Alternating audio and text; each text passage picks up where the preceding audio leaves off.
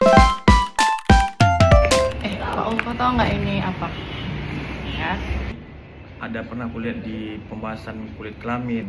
Ini kok nggak salah namanya alopecia areata. Dan ini mengenai tentang kebotakan gitu.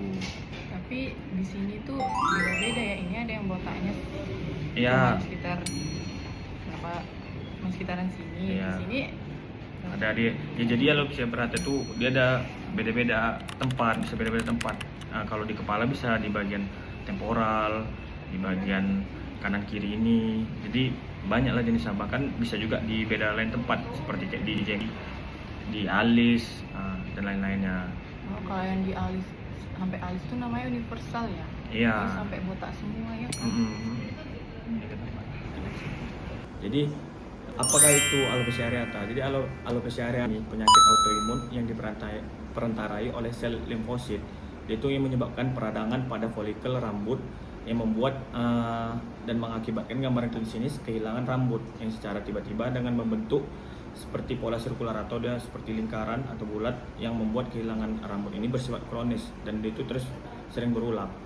Biasanya ini etiologi ini tuh autoimun, dan juga untuk faktor risikonya itu dia ini bisa genetik, lalu emosional atau stres, dan juga serta faktor lingkungan. Lalu untuk lokasi bagian di alopecia areata ini biasanya itu paling sering ditemukan pada kulit kepala. Selain itu juga bisa muncul di beberapa tempat seperti di janggut, di alis, di bulu mata. Untuk anamnesis yang kita jumpai pada alopecia areata itu biasanya itu dia ini mengeluhkan rambut rontok secara mendadak dalam beberapa hari hingga minggu. Dia ini tanpa disertai rasa gatal, nyeri atau kelainan pada kulit kepala yang lainnya.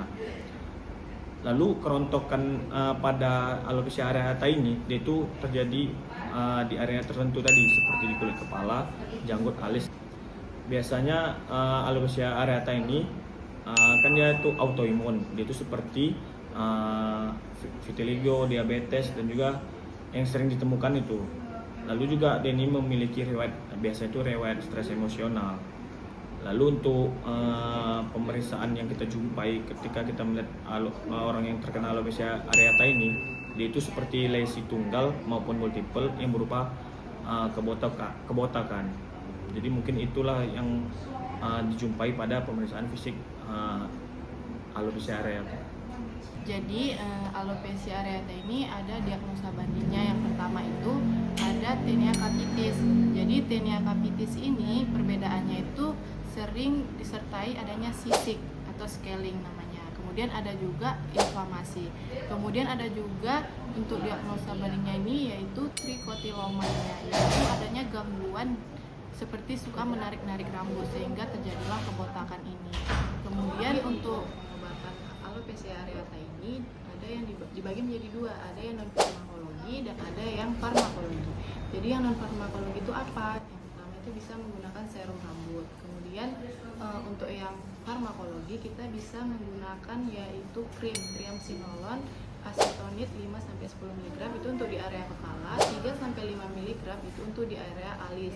Kemudian itu selama jangka waktunya 1 minggu, digunakan 2 kali dalam sehari. Kemudian untuk edukasinya kita dapat mengedukasi kepada pasien kita untuk teratur untuk menggunakan krim, menggunakan serum rambut. Kemudian jika pasien merasa tidak percaya diri, kita juga dapat mengedukasikan untuk penggunaan rambut palsu agar pasien dapat percaya diri ketika keluar atau beraktivitas. Jadi kita juga dapat mengedukasi bahwa alopecia ini dapat kambuh kembali. Kemudian untuk proses dari alopecia areata ini itu kurang baik karena kemudian pertumbuhan rambut secara kronis itu jarang terjadi.